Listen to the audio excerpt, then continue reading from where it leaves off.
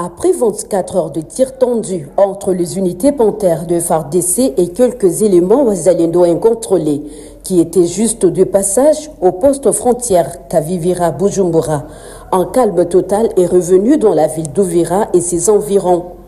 Quelques habitants et vendeuses au marché Soko-Zaïrois ont témoigné de la reprise des activités et l'engouement qui règne déjà dans la zone. Aujourd'hui, les activités ont repris normalement par rapport à la journée d'hier. Nos activités étaient paralysées alors que nous sommes pendant la rentrée scolaire. Les peu que nous recevons en vendant nous aident à nourrir nos familles.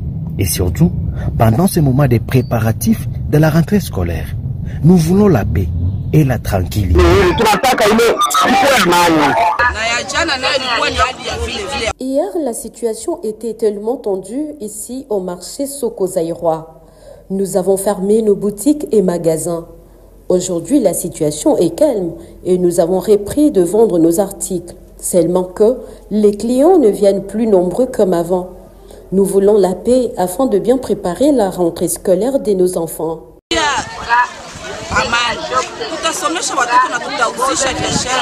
De son côté, le porte-parole des opérations militaires Sokola 2 Sud Sud-Kivu, le lieutenant Bouika Longe-Rigen, invite l'opinion nationale et internationale à la vigilance face aux intoxications distillées par le terroriste AFC M23 et leurs alliés Twirwaneho Ngumino et Red Tabara, soutenus par l'armée rwandaise. Ce sont des informations incendiaires que l'ennemi est en train de viser pour déstabiliser la population.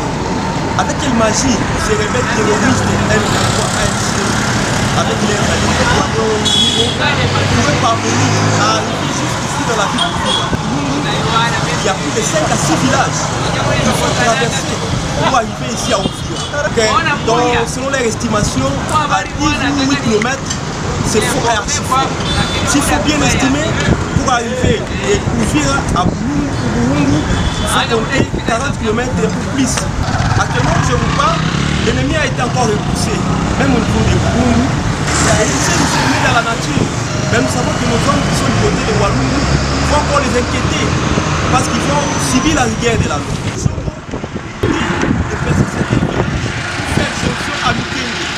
Et les FARDC étant une armée professionnelle avaient déjà le plan de l'ennemi pour l'empêcher à faire cette chose. Parlant du cessez-le-feu, le porte-parole des opérations rappelle que le FARDC observe les mesures édictées et riposteront face à toute attaque de terroristes dirigés contre la population civile et leurs biens. Si nous sommes toujours en train de respecter les cessez-le-feu, mais que cela ne nous empêche pas à riposter farouchement quand l'ennemi utilise les cessez-le-feu pour massacrer la population et voler leurs biens. Face à cette agression, le commandant secteur opérationnel Sokola 2 Sud Sud-Kivu, le général de brigade Mweulumbo Evariste, appelle la population au calme, vaquer librement à ses occupations et de continuer toujours à faire confiance à son armée loyaliste qui n'aménage aucun effort pour remplir ses devoirs régaliens. Regardez cette vidéo.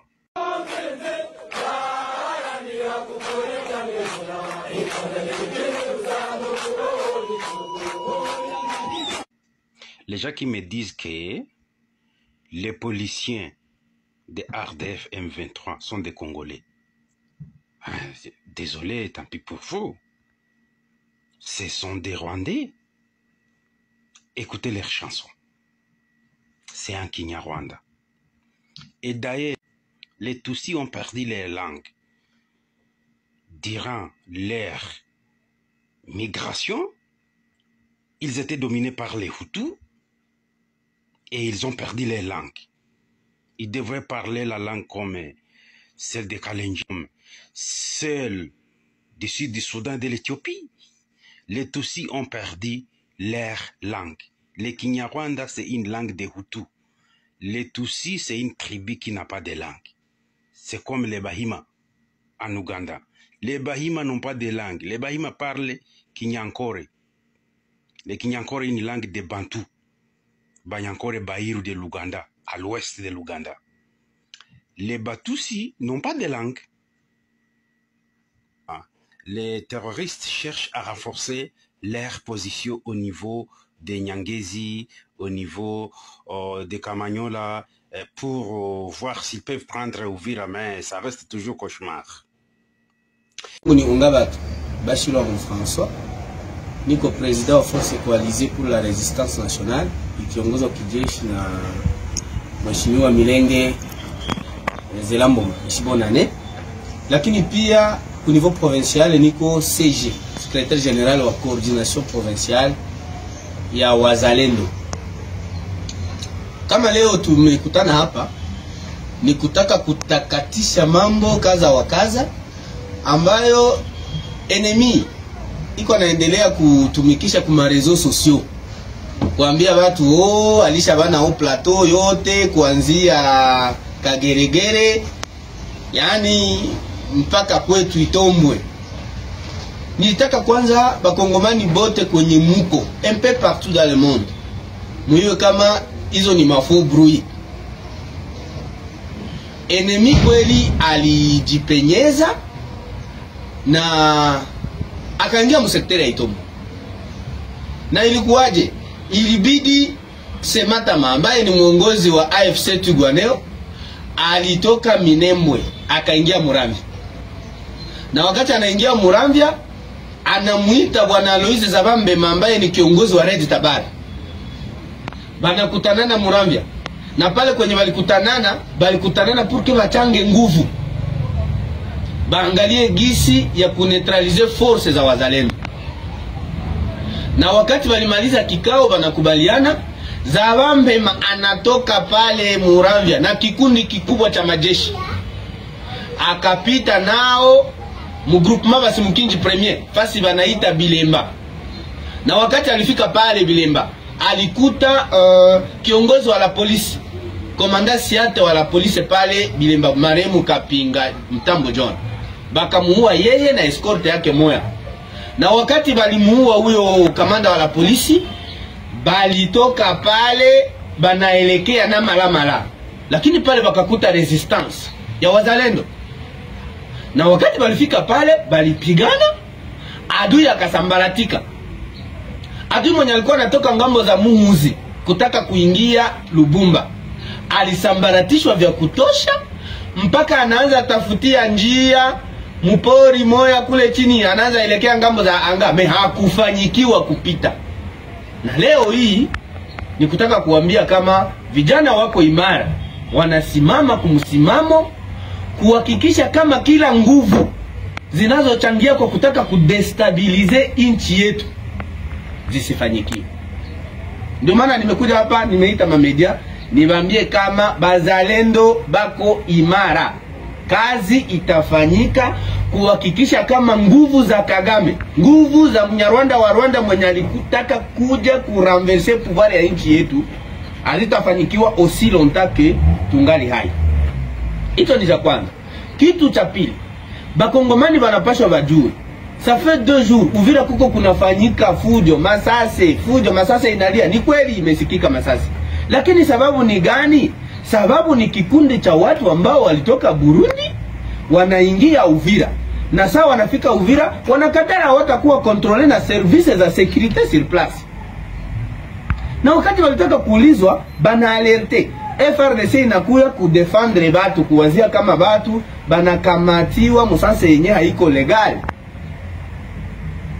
Kukakuwa kitu naweza ita deficit communicationnel. Manake ba FRDC na bazalendo hawakuweza kuelewana mu maongezi. Masase zikasikika. Na zile zenye zilisikilika jana, nazo zilisikilika kwa sababu ya hiyo tatizo ya watu kutokuelewana. Lakini leo M23 inaanza tangaza balisha bana au plateau ya Uvira, balisha bana Uvira. Ni uongo. Uvira haidabaniwa na wala haitabaniwa. Paske wazalendo pamoja na FRDC pamoja na ndugu zetu Warundi tuko imara, tunasimama kubare rute kwa kila mtu, awe wa ndani au wa nje, mwenye iko na malengo ya kutaka kuleta destabilization hapa kwetu. Ndio kiongozi, kuna kitu kimoja ninataka kwanza maenemi wetu wajue. Bali tuagrese mno na sisi, baka huwa maelfu ya batu. bakatu agressé mon 98, bakaua maelfu ya batu. Ce n'est plus le cas en 2025. Parce que banaingia ku Congo, cette fois-ci la guerre est populaire. Kila kijana, kila mwanaume mwenye anaweza kutupa tu lijiwe. Nous sommes déterminés que hatutaongozwa tena kimabavu kama tulivyoongozwa siku zilizopita. Na ndio maana vijana wamesimama kukamata silaha na kupinga kila nguvu za adui mpaka kieleweke. Tuko tayari kupigana mpaka pale solution itakapopatikana. Kuko watu wako wanasema masese de fait, ba FARDC wanasema non cessez le feu, si tuko cessez le feu. Sisi hatuwezi ingia cessez le feu na mtu mwenye anatuuia juzi waliua kapinga pale. Est-ce que mtu mwenye cessez le feu ataweza kuwa na uwana? Est-ce que mtu mwenye cessez le feu ataweza endelea kuwa na conquérir ma territoire? Banani ba 23 abako cessez le feu. Na gisi yao abako cessez le feu. Nous, on n'allait pas continuer à croiser les bras. Tuendelee kufunga mikono kusema na wao bako cessez le feu. Hiyo cessez le feu sisi atuijui. Kitu tunachojua atukukamata bunduki juu ya.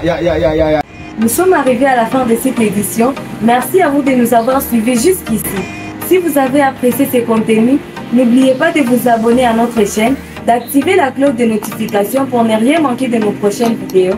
Likez et partagez cette vidéo. On se retrouve très prochainement. À bientôt.